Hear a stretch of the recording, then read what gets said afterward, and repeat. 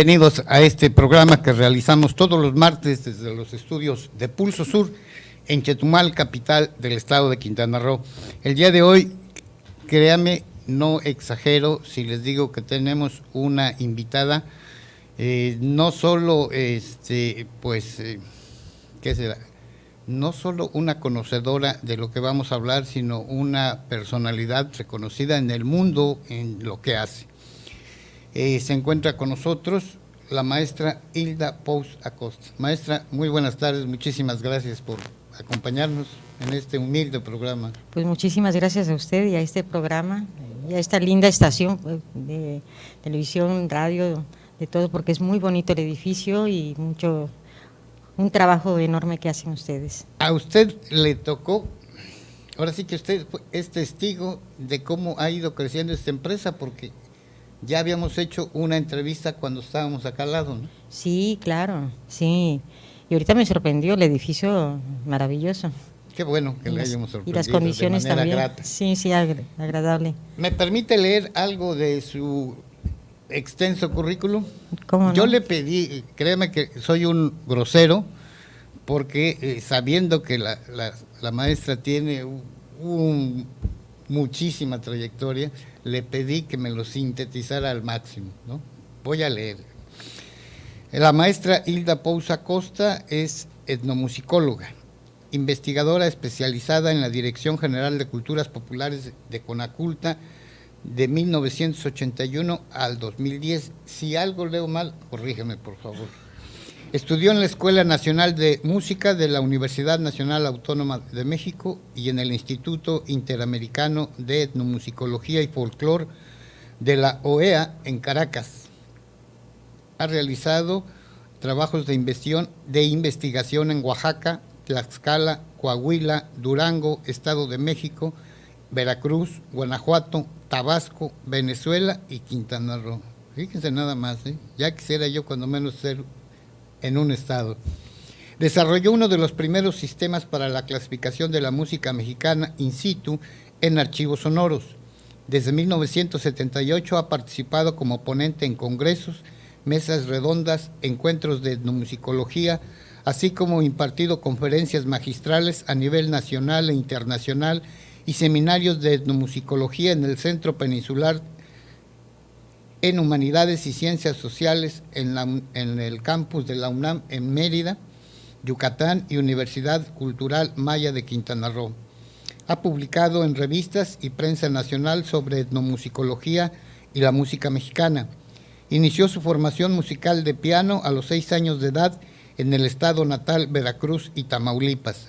A partir de los 12 años de edad ofreció diversos conciertos de piano en Coahuila, Nuevo León y en foros y festivales internacionales en Hueslaco, Brownsville, Harlingen, McAllen, San Antonio y Houston, Texas, en programas de radio y televisión. ¿Leí bien? Sí. Fue integrante de grupos corales, fundó y dirigió la Orquesta de Cámara y Sinfónica Juvenil en Quintana Roo, entre sus objetivos estaba difundir la música popular de Quintana Roo, producto de sus investigaciones, la música popular de México y universal. Durante 5 años realizó actividades de intercambio artístico y cultural de Quintana Roo y Cuba. Como directora invitada ha dirigido la Orquesta de Cámara y Sinfónica de Camagüey, Holguín, Oriente de Santiago de Cuba, y fundó el Quinteto de Metales de Camagüey, interpretando música de compositores mexicanos de concierto y la música popular nacional. Sobre los mismos temas, impartió conferencias en diversos foros, conservatorios de música en La Habana, Camagüey, Holguín y Santiago de Cuba y en programas radiofónicos. ¿Cómo le ha hecho, maestra, para hacer tanto?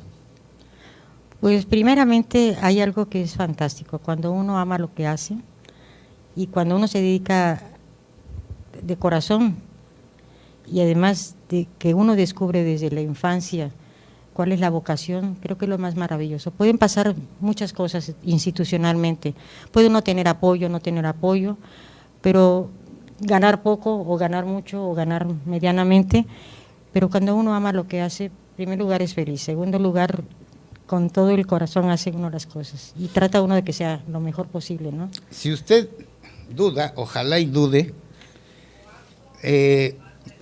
escriba en su navegador el nombre de la maestra Hilda Pousa Costa y le van a salir cualquier cantidad de referencias, porque además es conocida en el mundo, en varias partes, en varias naciones. Así es. Que además de esto, creo que también investigaciones suyas están en un libro en donde de un encuentro de etnomusicólogos en Chiapas. Bueno, en Chiapas, en la asociación, una pequeña asociación de etnomusicólogos a nivel internacional, sobre todo el Caribe, ahí se publicaron varios trabajos. Uno, el de el canto cardenche, que es precisamente de la investigación en Coahuila y Durango, que es un canto muy interesante por sus características, cantado por hombres y además con unas características de voces muy, muy particulares. Por otra parte, también el trabajo de la música, un diagnóstico de la música peninsular, donde abarcó Yucatán, Campeche y Quintana Roo. O sea, en términos generales, ¿cuál es la cultura musical de la península, ¿no? Y bueno, otros trabajos de investigación que también se han publicado, que ha sido el trabajo que realicé en Venezuela acerca del arpa aragüeña mirandina, que es un arpa de estos dos estados, que en Venezuela le llaman provincia, y que fue el primer trabajo de investigación sobre esta arpa, las características tanto sonoras del instrumento, que es más grande que el arpa llanera comparado con las dos arpas que tiene Venezuela. Esta arpa estaba en vías de extinción, también su manufactura. Entonces yo hice trabajo de investigación de las características de la música que se toca en esta arpa, y además la construcción, solamente localicé a 2 constructores. Entonces fue muy interesante porque todavía utilizaban para las cuerdas la tripa de oso hormiguero, que le da características diferentes, como sucedió con las cuerdas, violines, violas, eran cuerdas hechas de tripa, ya después vinieron las de nylon o las de metal primero, ¿no? Tripa de gato, dicen. También de tripa de gato, como se usan para las arpas en Veracruz, por ejemplo, que fue para mí un trauma cuando uno de los más grandes músicos de son jarocho, Lino Chávez y Chico Barcelata, me pide mi padre que voy a entrevistarlos porque yo quería bailar. Me dijo, si no sabes la música no puedes participar en la fiesta tradicional de la Virgen de la Candelaria, pero allá están los músicos, ve a buscarlos. Entonces me pide que le traiga 2 gatos, que primero pregunte si es de algún vecino, y le traigo 2 grandes gatos, y además me trajo hasta la jaula. A la siguiente semana voy, oye, ¿y dónde están los gatos? Pues aquí. Como se usaba como instrumento de percusión, el único en todo el estado era en Tlacotalpan, Veracruz, la quijada de burro. Después cambió al pandero octagonal con los platillos. Dice, la piel del gato, del más grande que me trajiste, está en el pandero. Y las tripas de gato pues están en el arpa, están en la jarana, están en la guitarra quinta. Y le digo, Lino, ¿cómo es posible que seas un asesino? Dice, bueno, ¿qué prefieres, gatos o son jarocho? ¿Y qué o la música? Digo, no voy a decidir, quiero las 2 cosas. Pero era la forma de hacer música, ¿no? De utilizar la naturaleza, y pues algo se tenía que sacrificar. Bueno, ubiquémonos únicamente en Quintana Roo. Uh-huh. Uno de los sexenios en donde más se fomentó la cultura fue el del doctor Miguel Borja Martín. Exacto. Usted jugó un papel muy importante en la formación de las escuelas que se fundaron en ese mandato. Háblenos un poco de eso, por favor. Bueno, fue una experiencia fantástica. En primer lugar estaba como directora del instituto la arquitecta Adriana de la Cruz, una persona como arquitecta, conocedora de la cultura, del arte también, desde luego, que es parte de su formación, y tuvieron el impulso de proponer lo que se llamaba música o el arte para Quintana Roo, que era un proyecto que ya tenían planeado. Me invitaron a participar, a dar algunas propuestas, en fin, varios temas, y yo dije, bueno, propongo la formación profesional de la Escuela de Música, aunque en ese principio, estamos hablando de los años, yo llegué en el 87 al Estado, en el 88 pues fue cuando comenzamos a tener las pláticas, y el primer proyecto que se inició, y la propuesta, que fue de Gabriel Becerril, que había iniciado la Escuela de danza clásica. o sea, más bien era un taller. Él tuvo a bien invitar a uno de los más grandes bailarines, maestros del ballet, que bueno, es de origen venezolano, pero pues llegó a México en los años 50, muy joven, ya había bailado en Venezuela, en Argentina, en Cuba, y estudió también la escuela cubana y la escuela rusa, y él hizo algo maravilloso, un método para la enseñanza de la danza clásica, donde reunía todas las experiencias, y este método pues ya se puede decir que es la idea de él, pero para la formación de bailarines y bailarinas mexicanas, ¿no? Que también se considera la conformación física, porque eso es importante, ¿no? La técnica pues es la misma en todo el mundo, pero sí cambia la metodología. Y entonces, teniendo la experiencia de haber formado él ya escuelas en más de 20 estados de la República, pues tuvo a bien el maestro Gabriel Becerril de invitarlo para hacer este proyecto. Fue fantástico, porque invitó a todos los maestros o maestras de ballet que tenían su academia particular, dijo, si siguen este método, aquí en el estado, vinieron de Cancún, vinieron de algunas personas de Cozumel, otros de Isla Mujeres, otros de Cancún, desde luego, o sea, del estado, ¿no? No eran muchos, pero la verdad es que fue importante. Entonces dijo, si ustedes llevan a cabo esta metodología, tanto la escuela, o sea, el Instituto de Cultura lleva esta metodología, en 3 años logramos, tanto en la institución como ustedes como particulares, lograr la profesionalización, dándole seguimiento y que tengan asesores que les puedan apoyar en darle seguimiento a esta metodología y al plan de estudios de la Escuela Nacional de Danza, ¿no? Y entonces eso, que era más bien era el Sistema Nacional de la Danza ya en ese tiempo. Entonces es una labor importantísima. Se hizo aquí en Chetumal en el año 89 y luego en el 90, si no mal recuerdo, en Cancún. Y ahí es donde me invitó a dar el curso de música aplicado a la danza. Pues él conociendo, porque lo conocí yo desde México, cuando empezaron los cursos de la Escuela Cubana de Ballet en México, en la Academia de la Danza Mexicana, estamos hablando del año 76. Indebidamente, dijéramos entre comillas, yo estaba en 2 escuelas, en la Escuela Nacional de Danza y en la Academia de la Danza Mexicana, donde estaba ya recibiendo 2 técnicas, o sea, 2 metodologías diferentes, ¿no? Y ahí fue donde conocí al maestro Tulio. Entonces me pareció fantástico que él llegara a Quintana Roo a iniciar un proyecto tan importante y que además se encontró con muchas niñas, adolescentes y jóvenes con mucho interés en la danza. Me invita como maestra de música aplicado a la danza por los conocimientos, entonces él daba la metodología y yo sobre su programa aplicaba yo la música, ¿no? Para que en la danza hay que conocer de música, hay que saber leer una partitura también, ¿no?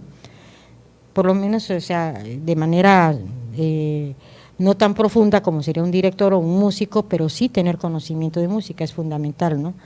Entonces se inició ese proyecto en el 89, 90, y ahí se inició el proyecto en Quintana Roo, aquí en Chetumal.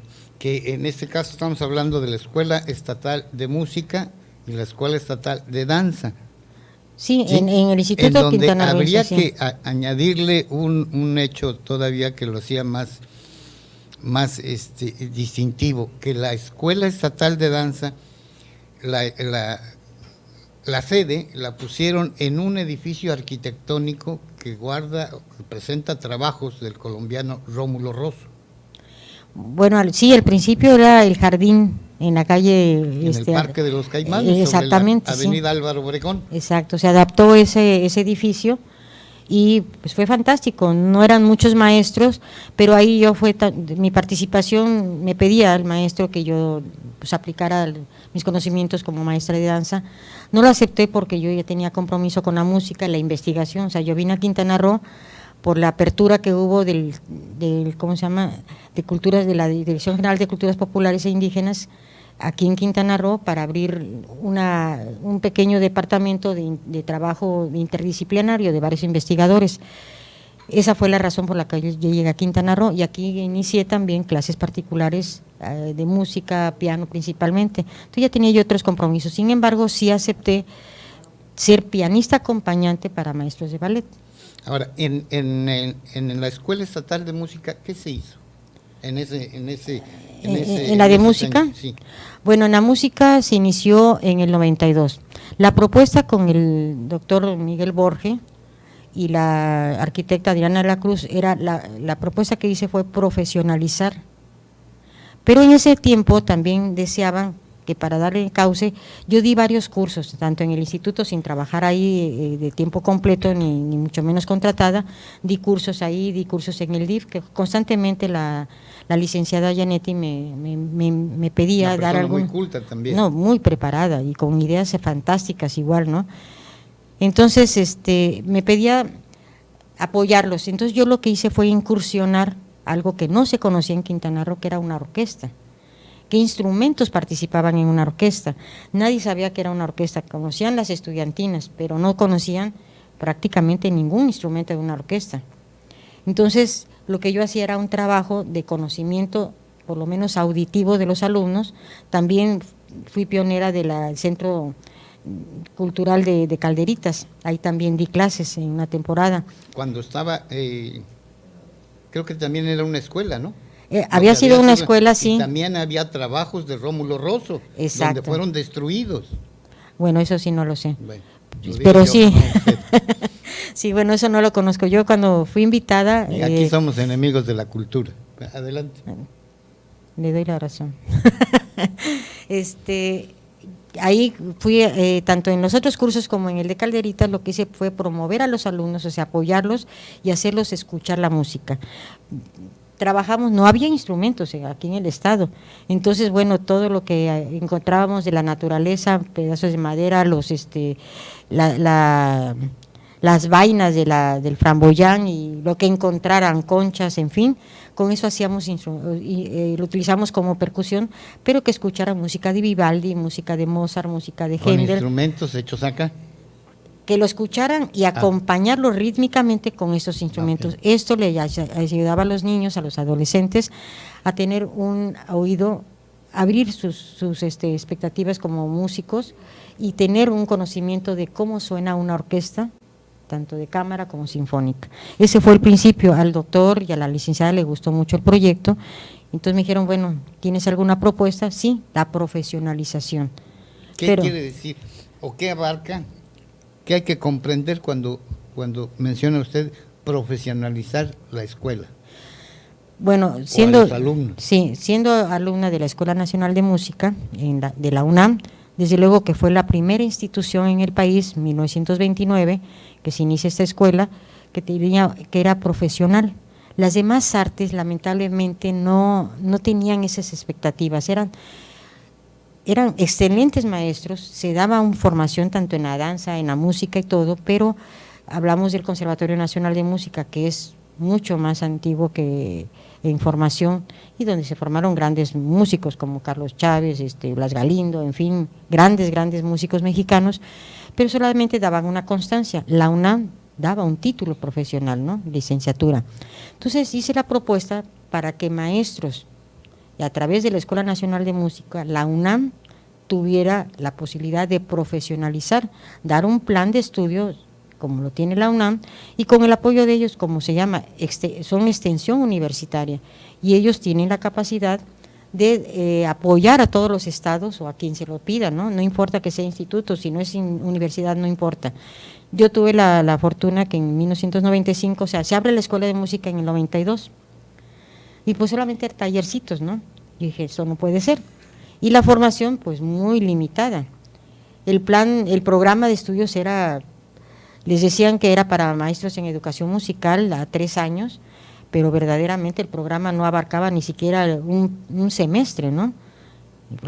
Entonces, ¿cómo con la formación de apenas un semestre iban a extenderlo a 3 años? No es posible, ¿no? O sea, la formación no quedaba muy limitada, demasiado limitada. Entonces, por eso propuse la profesionalización a través de la UNAM. Hay algo que creo que vale la pena que usted lo diga. Ser músico no es ser licenciado que se estudia en 3, 4 años, ¿no? O 5. Creo que estudian más años. Hay 2 características. Cuando se entra a una escuela profesional de música, se hace un examen, desde luego, para conocer qué capacidades hay, qué habilidades hay. Hay algunas personas que ya llegan con antecedentes, que han iniciado, como fue mi caso, a muy corta edad. Aún así hay que hacer 8 un años examen. ya daba conciertos de piano. Sí, bueno, a los 11, 12 11. años, 11, 12 años, y bueno, en McAllen, en Bownsville, en Harlingen, todos esos lugares, y en Houston y en San Antonio era maravilloso porque eran programas internacionales. Ahí conocí a Louis Armstrong, por ejemplo, de esa talla eran los artistas que iban ahí, o sea, hay grandes, ¿no? Entonces, bueno, en el caso, volvamos a Quintana Roo. O sea, ¿qué es profesionalizar? Profesionalizar quiere decir tener una formación lo más amplio posible. Ahora, la Y formación también debe estar reconocida por las autoridades, Claro. las más altas y del ramo. Exactamente, ¿no? En este caso, por ejemplo, era la licenciatura, por lo menos iniciar a nivel técnico en Quintana Roo para luego llegar al nivel profesional. La carrera a nivel técnico son 5 años, la carrera profesional de un músico son 8 años, y en el conservatorio, en estas escuelas, son 10 años. Si yo tengo no sé, un título, un diploma en musicología o como músico del Instituto del Tecnológico de la zona Maya o del Instituto de Capacitación, de poco me vale, ¿no? Porque no son las instancias adecuadas. Ajá, hay algo que es importante. Toda escuela profesional tiene que registrarse, hasta donde yo sé, en la Secretaría de Educación Pública, Sí. que es la que avala. O sea, los estados no tienen la capacidad para avalar una escuela. Ningún estado Ninguna. de la República avala un título. No. Todo tiene que pasar por la anuencia perdón, de la Secretaría de Educación Pública, siendo escuelas. Hasta si usted tiene una escuela de inglés, tiene que ser, para dar un título, para dar una constancia, tiene que estar registrada. Quintana Roo, ningún estado tiene la capacidad jurídica para ofrecer profesiones que no estén avaladas. Aunque tenga universidades con facultad. Bueno, la universidad, por ejemplo, la Universidad de Quintana Roo tiene la facultad de abrir escuelas de arte. Y si revisan bien ¿cómo se llama?, sus documentos, se van a dar cuenta que en el ámbito del proyecto de la universidad, en transitorios, tienen toda la apertura, y eso lo revisamos el director de la Escuela Nacional de Música en ese entonces, en el año 2010, y yo, que decía, no, es que aquí no podemos abrir escuelas de arte. ¿Cómo no? Aquí en transitorio, en 10 minutos lo encontramos. Eso está en el documento que le da vida a la universidad de Quintana Roo. Sí, exactamente. Y ellos creían que no. Y entonces yo desde 1995 tuve una interesante entrevista con el doctor, en aquel tiempo que era el rector de la UNAM, el doctor Sarucán Kermes, y le pedí qué posibilidades habría de que la UNAM apoyara a Quintana Roo. Fue increíble su respuesta, toda. A Quintana Roo todo lo que quieran. Porque la conocían a usted, sabían de lo que hacía. Bueno, ya tenía mucho tiempo molestándolo al doctor. No, además sabían su trayectoria. Sí, entonces dijo, usted está allá, le dijo, yo no tengo ningún título, o sea, no tengo ninguna compromiso oficial más que el de maestra, no tengo ninguna otra cargo, pero quiero que Quintana Roo se profesionalice por una sola razón. Dígame cuál es. El talento. Es un talento fuera de todo contexto que nos hemos encontrado. Y fue comprobado por maestros que vinieron, que los invité de la UNAM a dar cursos. Dijeron, Hilda, donde les pones el dedo a estos niños, ellos lo hacen.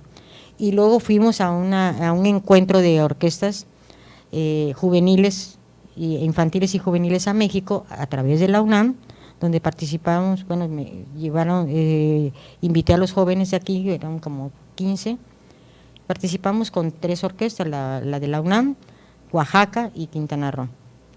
Y entonces le pedí a los maestros, al maestro con el que me coordiné, que era el maestro Cruz Rojas Carranco, uno de los pioneros de la Fundación de Orquestas Infantiles y Juveniles en América Latina, que vino aquí con todo el cariño del mundo y dijo, este talento no lo hay en cualquier parte. Nos invita a este encuentro de orquestas juveniles, infantiles, y de inmediato llegan los mejores maestros de la escuela de música, en violín, en viola, en cello con trabajo, que era la orquesta de cámara que yo apenas tenía, 11 meses o 10 meses de haberla fundado. Llegan los mejores maestros a pedirme si por favor les presto a los alumnos. Adelante maestro, lléveselo. Estaban impresionados porque ya habían comunicado el talento. Esa fue la razón por la cual yo le pedí, o sea, yo me di cuenta de inmediato el talento que había, dije, vale la pena. ¿Y cuántos de estos jóvenes van a descubrir que la música pues es su vocación? ¿Cuántos? Y qué mejor hacer lo que nos gusta, ¿no? O sea, no hacerlo hubiera sido un crimen social. Claro. Vocacional. Vocacional, es que lo es, porque a veces los padres ni siquiera, cuando el niño le dice, mamá, papá, quiero estudiar, no, o sea, quiero estudiar música, no se dan cuenta la importancia que tiene esto, y a veces por flojera no los llevan a la escuela. Pero ahora también hay que cuidar. Dice, no, ¿cómo va a ser músico? Métete de profesor, de abogado. Sí, siempre nos dicen, siempre nos matan. Pero antes de tiempo. Andan de vagos. O sea, no, y andan sí, andan en los burdeles y además con muchachas. No, y además se mueren de hambre, ¿no? ¿no? Sí, se mueren de hambre. Digo, yo hasta la fecha no me he muerto de hambre, señor. Les digo a los papás, ¿no? Porque hay que saber cómo trabajar, ¿no? Y sobre todo, pues buscar las alternativas, ¿no? Oiga, si no lo quiere usted contar, lo cuento yo con algunas deficiencias. En ese tiempo, cuando se crea, después ya de creada la orquesta y la escuela estatal, había una necesidad de instrumentos musicales. Y Japón nos dona eso. ¿Quiere usted platicarlo? O sí, si es sí. que lo considera conveniente. Si sí, no, pues tuve no, fue el momento, o sea, yo le voy a platicar lo que yo conocí. En 1990 llegaron estos instrumentos, precisamente la licenciada, la arquitecta Adriana de la Cruz me llama, me andaba buscando, ahora sí como me dijo, por cielo, mar y tierra. Yo estaba en Cancún con mis padres y dice, Hilda, ya llegaron los instrumentos, quiero que vengas a verlos y quiero que nos digas qué podemos hacer, qué propuestas tienes. Y fue así como me enteré que eran 180 instrumentos. 180 instrumentos. Entre 120 y 180, porque era una orquesta, o sea, era para una dotación completa de orquesta sinfónica, entre 120 y 180. Y bastante completa. Cosa que no se tenía en México, que era la marimba clásica. ¿Fue Japón el que los donó? Japón los donó. Y en particular una marca. Sí, la marca Suzuki. Y Yamaha también, porque las cuerdas son Suzuki y los metales, las percusiones, Yamaha.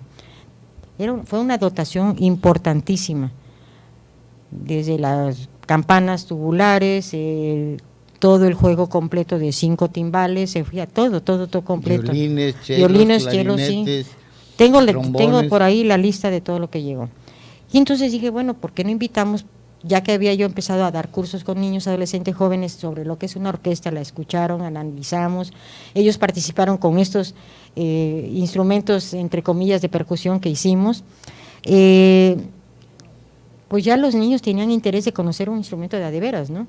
Entonces dije, es un buen momento para hacer conciertos aquí en el estado, pero sí, para atraer a los músicos hay que buscar las fechas en las que ellos ya terminaron sus temporadas de concierto y hay tales y tales directores. Adriana también buscó otros directores y vinieron aquí a dar varios conciertos. O sea, hicieron un recorrido Chetumal, Cancún y Cozumel. Y eso fue muy importante porque a los niños les llamaba mucho la atención decir, por fin conocemos un instrumento de veras, ¿no? Porque yo lo que les hacía, sí, profesional, porque yo lo que hacía era que de una varita o de una tablita con una varita de una rama vamos a hacer los movimientos de un violín, por ejemplo, hacer como que estamos tocando, ¿no? O si no de cartón, pero que el movimiento fuera rítmico para que ellos conocieran. Y entonces hicieron violines, violas, chelos con trompetas, todo de cartón o de lo que pudiéramos, ¿no? Pero era introducirlos, pero ya cuando los tenían ahí, digo, bueno, al término del concierto vayan con los maestros y pregúntenles y pídanles a ver si pueden tocar su instrumento. Nada más recuerden que los músicos somos muy celosos, no se les van a dar en la mano, pero se les van a presentar. Y eso lo hicieron, y yo los acompañé con los músicos en esos momentos, y eso motivó mucho para que yo pudiera después fundar la primera orquesta de cámara y sinfónica con jóvenes quintanarroenses. Y hubo una audición incluso, ajá, ¿no? Fue algo, sí, algo que fue, está registrado en la historia. Fue muy importante.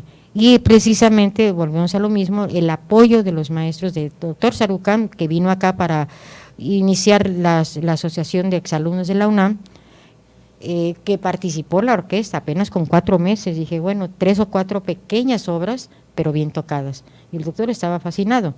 Dice, en este momento podemos firmar el convenio, que es lo único que se tiene que hacer, firmar. No se necesita más dinero. La UNAM apoyaría en mandar a sus jóvenes para hacer su servicio social. Desde luego Quintana Roo les tendría que apoyar económicamente y pues estaba la Casa Internacional del Escritor que podían hospedarse ahí, no les cuesta nada y ahí darles hospedaje y alimentación y poder venir a dar las clases. O sea, veía mucho interés. Cuando pregunté a los maestros si ellos nos apoyarían con sus alumnos y a la vez también darle seguimiento, bueno, fue increíble la respuesta. Todos dijeron que sí. Toda la UNAM, toda la Nacional de Música, todos los maestros, los alumnos estaban en la expectativa.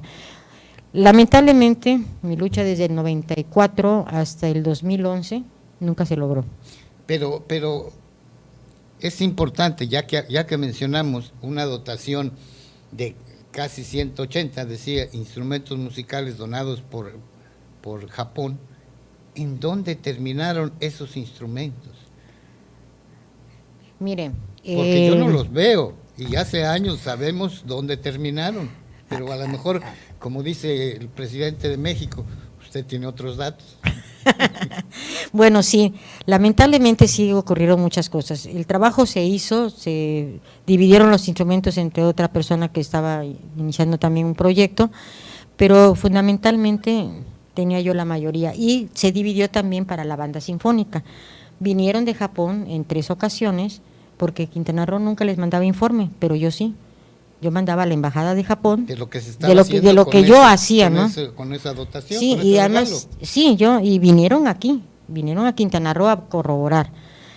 Eso fue en el 96, perdón, en el 94, finales del 94. Se dieron cosas interesantísimas con Japón y además me escribían ya de manera particular para saber qué otros programas estaban haciendo. Ya en el 99 fue cuando se decide que la supuesta escuela de música, porque nunca ha sido una escuela, ni la de danza, son talleres y jamás se han profesionalizado. No son escuelas. No, jamás. No tiene el reconocimiento. 1990 al 2019, ¿cuántos años son? 29 años. Que no se ha profesionalizado la escuela de danza. Perdón. Pero en este caso, con los instrumentos, termina el proyecto, nos dicen, hasta aquí acabó, las agrupaciones musicales, nos cortan las alas a los pocos maestros, al de la banda, a mí, a otra maestra. ¿Y cuál fue el motivo o el pretexto? El pretexto que la escuela no tenía, fíjese nada más lo irónico, no tenía como objetivo ni formar músicos ni instrumentistas, solo maestros en educación musical. Pero, ¿cómo vas a formar músicos, maestros en educación musical sin una formación instrumentística? Es absurdo. Por otra parte, la institución no tenía, hasta la fecha no tiene, un registro, ni tampoco un plan de... Es más, les traje en 1995 el último programa de estudios para formación de maestros en educación musical. Me lo dieron los compañeros de la UNAM. Y me dijeron, aquí tenemos los maestros. La maestra Patricia Arenas, que era la coordinadora de la primera, además que la Escuela Nacional de Música fue la primera formadora de maestros en educación con licenciatura, nivel técnico de licenciatura. Bueno, cortan esos programas. ¿Qué hicimos los maestros? Pues ya no tenemos nada que hacer aquí. El maestro de guitarra, que formó la orquesta de guitarra clásica, el maestro Raúl Cabrera, el maestro Abimael Martínez, que también formó el grupo de jazz, blues y todo, con instrumentos que habían venido, ¿no? Maestros sí, reconocidos. Y también el maestro, ¿cómo se llama? Robertos, José Robertos, que tenía la banda sinfónica y que nos unimos en varias ocasiones para hacer con la orquesta de cámara y él con los instrumentos y la formación que tenía de la banda sinfónica, hacer la orquesta sinfónica. Y lo hicimos en 1996 y participamos en el 50 aniversario, 40 aniversario de la ¿cómo se llama? De la Orquesta de Cámara de Bellas Artes. Nos invitaron a participar como orquesta sinfónica. Entonces eso fue maravilloso, apenas 11 meses que tenía la orquesta de haberse formado. Yo recuerdo, yo recuerdo que en esos años se enchinaba la piel cuando uno escuchaba que se mencionaba Quintana Roo en el ámbito de la cultura, sobre todo en música. Era fantástico, porque los chicos eran muy grande. En ese momento los chicos no estaban seguros, ¿no? Porque ¿cómo vamos a participar con una orquesta profesional de más de 40 años que viene festejando? ¿Pero por qué? Porque hicimos un encuentro antes. ellos ya sabían de la dotación de la... Todo México, todo el país, y la sigue nacional, escondiendo todo. los instrumentos. Sí, todo el país sabía. Decían, bueno, ¿cómo Quintana Roo si no tiene No, lo sabía escuela? el mundo. Todo el mundo sabía que había y yo les dije, sí. Cuando a mí me preguntaron, les dije, bueno, cuando a mí me preguntaron en el Congreso, maestra, ¿por qué no la dotación de maquinaria para cultivo mecanizado que está dotando, que también promueve o nos ofrece la Japón, y por qué los instrumentos, si no hay escuela de música? Y yo les dije, la hacemos. Además, la maquinaria mecanizada, o sea, la maquinaria para el trabajo mecanizado en el campo en Quintana Roo, lo que están ofreciendo Japón, no va con el contexto. Pero bueno, vayamos al 99, cuando a todos nos dicen hasta aquí acabó, no más instrumentos musicales, no más agrupaciones, no más nada, más que un proyectito que allá andaba rondando, ¿no? Entonces nos salimos, dijimos, bueno, nada tenemos que hacer aquí. No había terminado, eso fue en verano del 99, no había terminado el verano, cuando de pronto me entero de que había instrumentos que estaban en la casa de Monte de Piedad, empeñados, y los veo. Le digo, ¿me permite verlo? Pues tengo el registro, tengo Usted la tuvo serie. ese detalle, ¿no? De anotar el número de los instrumentos musicales, porque son únicos. Cada instrumento que se hace, ya sea de fábrica o lo hace un laudero, o luthier, que le llaman en francés, tiene un acta de nacimiento. Y está registrado. Y nadie más tiene dos formas de saberlo, que solamente los músicos lo sabemos. El registro. Yo tenía la dotación, pero cada instrumento yo registré. Y además, bueno, Japón también lo tenía. Entonces, me encuentro que había unos saxofones, unas trompetas, dije yo, ¿qué está haciendo esto aquí? Estaban ahí en Monte de Piedad, tenían como unos, ¿qué será? No estantes, eran como cajas de cristal donde estaban los objetos, ¿no? Sí. Ahí los vio. Ahí los vi. Y además alumnos me dijeron, maestra, lo compramos, no nos irán a acusar. Le digo, nunca pierdas el comprobante, porque eso es lo que te va a garantizar. Les dije, porque además indebidamente los sacaron, los llevaron a Monte de Piedad, cosa indebida, porque Japón tiene perfectamente bien registrado qué instrumentos donó y tiene el registro de su acta de nacimiento del instrumento. O sea, no hay vuelta de hoja. En cualquier parte del mundo, a cualquier parte del mundo que vaya ese instrumento, inmediatamente se distingue. Cuando se descubrió eso, los medios de comunicación, primero a nivel de capital, luego a nivel estado y luego en circulación nacional, Quintana Roo fue la vergüenza, porque se descubrió que una dotación de instrumentos musicales había sido empeñada. Y una vergüenza ahora, para las escuelas de música en el país. No es difícil saber quién los empeñó, porque alguien tenía el resguardo, alguien era director o directora. Claro. El problema fue que si alguien lo hizo de manera totalmente… No, de mala fe. De mala fe, porque además… Y con la ignorancia, mire, rebosando. Le voy a contar una situación especial. Cada maestro teníamos bajo resguardo los instrumentos.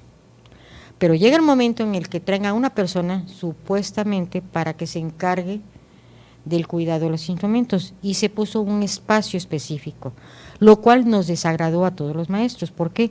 Porque en mi caso, todos los instrumentos que yo tenía en dotación, desde el piano de cola, más bien de media cola, la marimba, el xilófono, las ¿cómo se llama? Las campanas tubulares, tenía yo la mayoría de los instrumentos de ¿cómo se llama?, de cuerdas.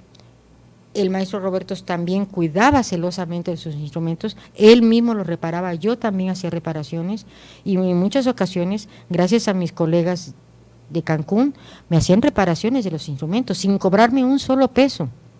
Yo me iba a las 12 de la noche a Cancún el sábado, y el domingo regresaba igual a las 12, ya con el instrumento reparado, por mis colegas, ni un peso cobraba. Pues qué mejor que ellos. Y sin embargo, de pronto a cualquiera le daban el instrumento, y además yo también le puse a cada los instrumentos que tenía bajo mi resguardo, les puse una marca que nadie más sabe más que yo, y nunca lo voy a... No la diga para... Y nunca lo voy a revelar. Yo sé qué instrumentos, y además cada alumno tenía responsabilidad de un instrumento. ¿Quién sabe en qué cantina terminaron? Y además yo era exigente en que se le hiciera la limpieza cada determinado tiempo.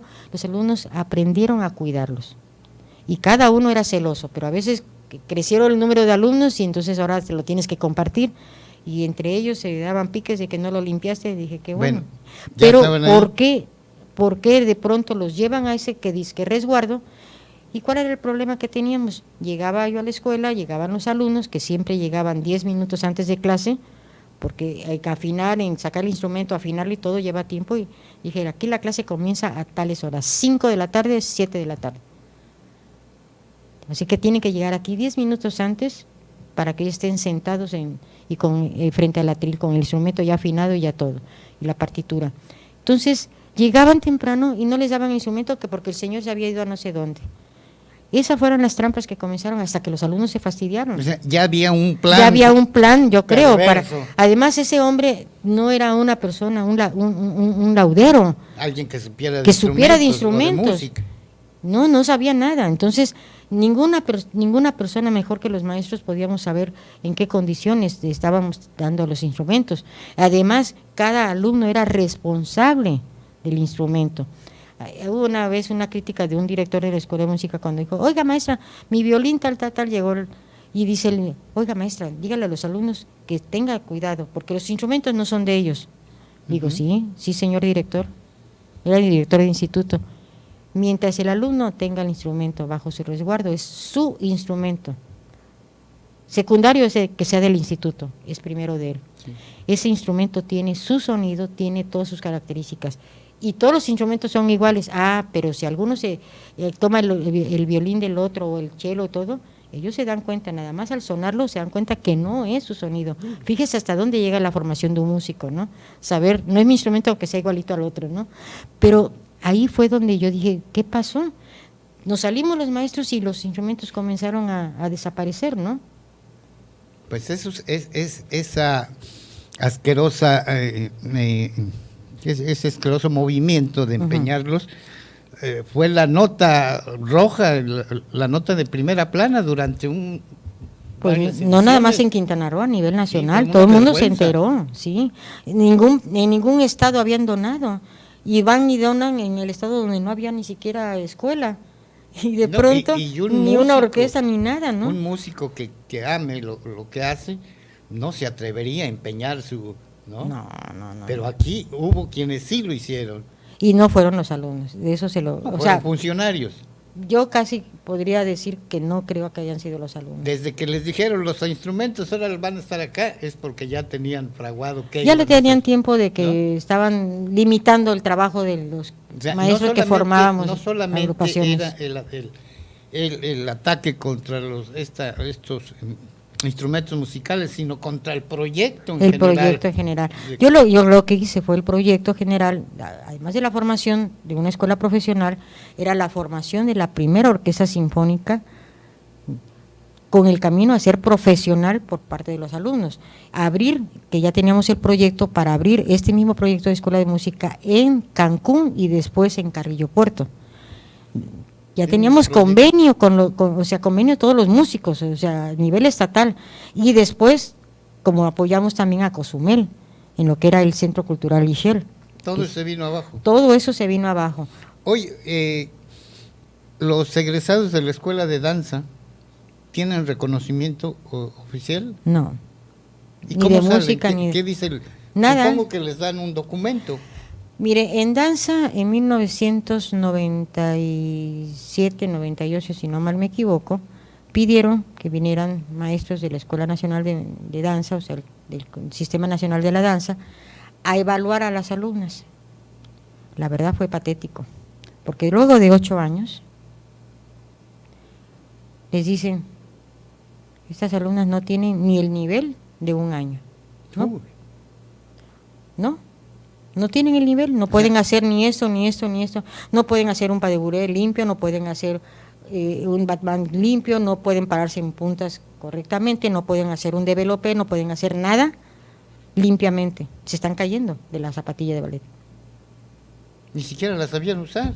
No, las usaban, pero estaban mal colocadas, o sea, no tenían el nivel, después de 8 años, el nivel que deberían de tener en 8 años de engaño, 8 años de fraude, fraude al Estado, fraude a las familias, fraude a la institución. Y quiero aclarar algo, estaba el maestro que tenía su escuela particular, el maestro Lluvero, Armando Lluvero, que dijéramos otra cosa, en poco tiempo logró hacer bailarinas, o sea, con una muy buena formación, que cuando estos maestros vinieron a hacer el trabajo con el instituto, pues se fueron a echar un ojo porque ya sabían que estaba el maestro Lluvero, ¿no? Además también es reconocido, ¿no? No, bastante reconocido.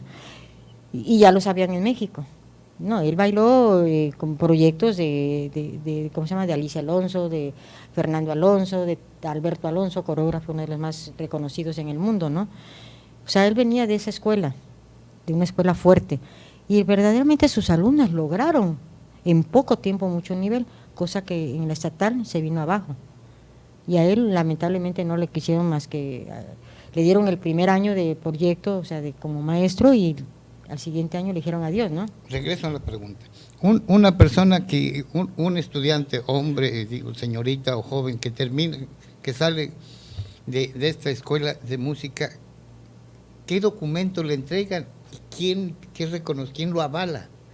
Los que yo conocí no había aval, porque además el documento no tenía ni siquiera el logotipo de la institución. No decía Instituto Quintanarroense de la Cultura. Estamos hablando de una escuela patito. Sí, francamente sí, hasta la fecha. Hablamos de 99 años de un proyecto de la escuela que tenía todas las de ganar en danza, se vino abajo. Le dio un al traste. En música se inició en 92, ¿de cuántos años estamos hablando? 27 años, ¿no? ¿Y dónde está el proyecto? Los alumnos apenas si llegaron a tener un mínimo conocimiento, que es con lo que trabajan, y no es culpa de ellos. El proyecto se lo propuse en 95, en el 95 ya estaba aquí la propuesta, me traje el proyecto, se los presenté al Estado, al instituto, al gobernador, a todo el mundo, y nada. Hubo gente que impidió todo eso porque no le convenía. Cuando vinieron los maestros de la Nacional de Música, imagínense, maestros catedráticos con 25 años de experiencia, músicos de las mejores orquestas del país, venir a Quintana Roo a trabajar con niños, o sea, con jóvenes estudiantes de iniciación, cuando son maestros que solamente daban a nivel profesional. Estamos hablando de un maestro Cuauhtémoc Rivera, que reconocido, graduado en la escuela Tchaikovsky de Moscú, como solista, además con excelencia, vino acá a dar cursos. Oiga, cuando dice usted que había ciertas personas a las que no les convenía la presencia de estos prestigiados maestros, quiere decir que no les interesaba el Estado, ni les interesaban los jóvenes, ni les interesaba el arte, les interesaba su bolsillo, su conveniencia asquerosa personal. El egoísmo, la envidia. Cuando le digo, cuando vinieron estos maestros, hablamos con esta persona, con el que era entonces director, o se nombraba director de la escuela, de la mal llamada escuela de música, y se lo dijo a los maestros: no pretendemos quitarte tu cargo, únicamente déjanos trabajar, y acepta. En 3 ocasiones, o sea, los maestros vinieron en el año 96, 97, 98, o sea, 3 años continuos, 2 veces al año en algunas ocasiones, y vino el rector de la UNAM, luego se hizo esto a través de la UCRO y tampoco lo aceptaron, o sea, nadie movió un solo dedo para profesionalizar. Hubo otros intentos de otras personas y tampoco. La apertura en la UCRO la tienen.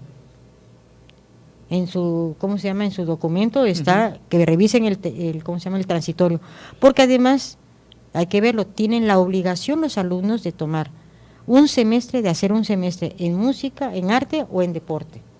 Desde ese momento ya está comprometido, y nosotros revisamos. Y también las escuelas tienen la obligación de dar arte y cultura a sus pero estudiantes. Profesional, a ese nivel, por lo menos técnico. No artesanal.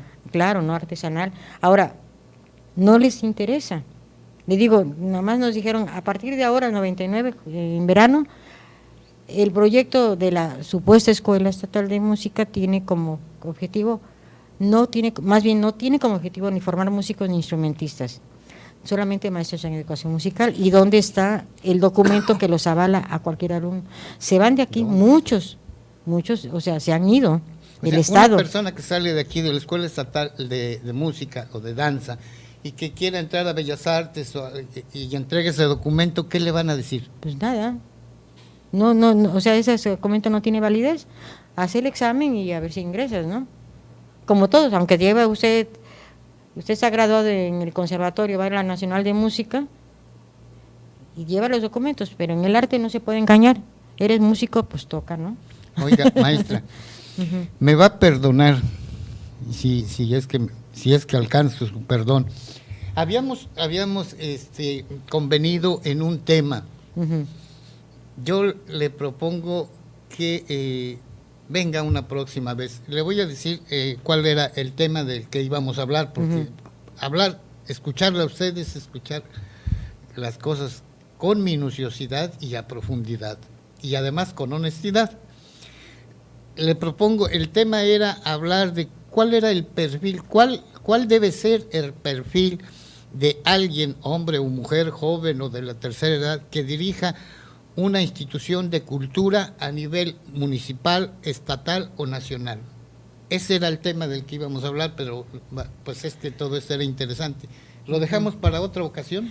Eso se llama actuar con plan, con maña, ¿verdad? Me parece interesante porque los antecedentes que hemos hablado ahorita son reflejo de la problemática de ese tema que...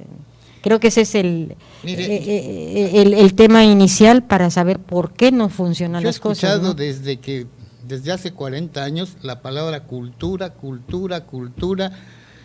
ya casi es una canción desgastada, pero pocas veces he visto esa cultura. Solo la escucho en discursos, en verborreas, en mentiras, pero no veo la cultura aquí en el Estado. En los hechos. Y sobre todo aquí en Chetumal. No sé si me permite decir una frase de mi madre.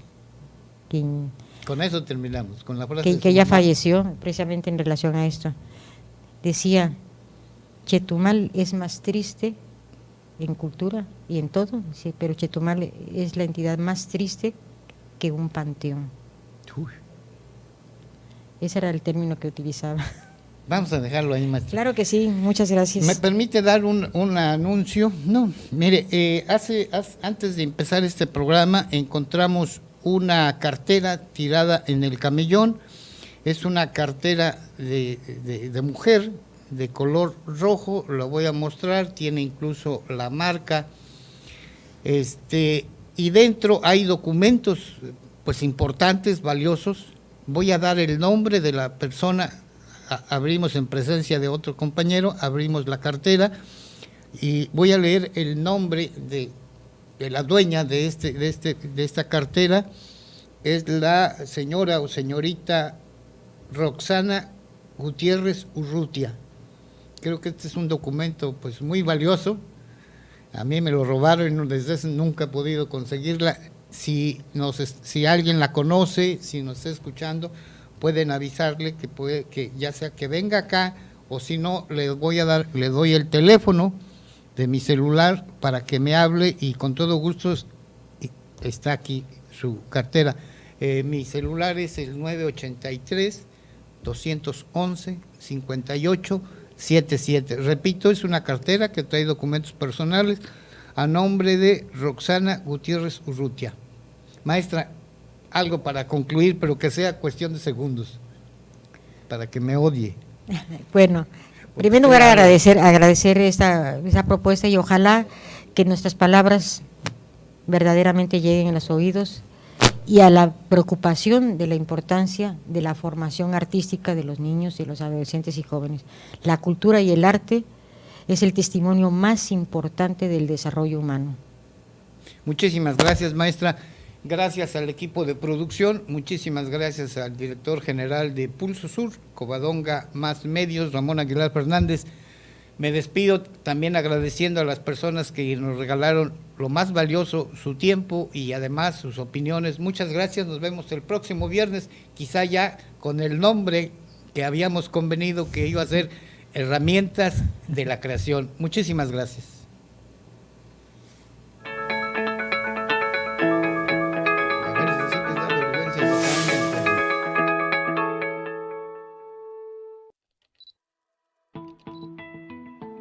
Esta es una producción de Covadonga Medios para Pulso Sur.